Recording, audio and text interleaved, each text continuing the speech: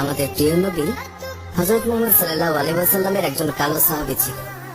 সকল সাহাবীদের মধ্যে সেই সবচেয়ে বেশি কালো, কিন্তু নবীজির ভালোবাসায় যারা জীবন দিতে প্রস্তুত সেই সাহাবীও তাদের মধ্যে একজন।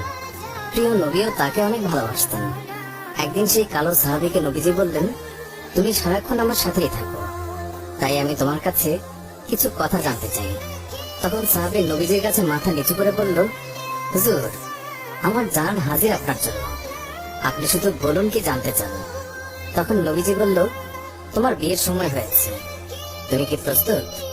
কালো সাহাবী মাথা নেড়ে বলল, হুজুর, আমি এত কালো, আমার কাছে কে মেয়ে দেবে?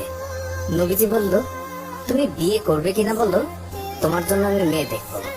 এই কথা শুনে কালো সাহাবী খুশিতে কেঁদে ফেলল আর বলল, হুজুর, আপনি আমার জন্য মেয়ে দেখবেন, আমার কাছে এর থেকে বড় পাওয়া আর কি হতে পারে।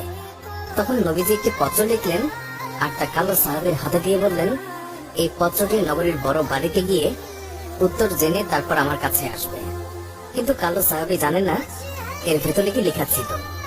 নবীজির কথা অনুযায়ী পত্রখানি নিয়ে নগরীর বড় বাড়ির মালিকের হাতে দিলেন। নবীজির কথা শুনে তাড়াতাড়ি পত্রটি খুলে ফেলল মালিক।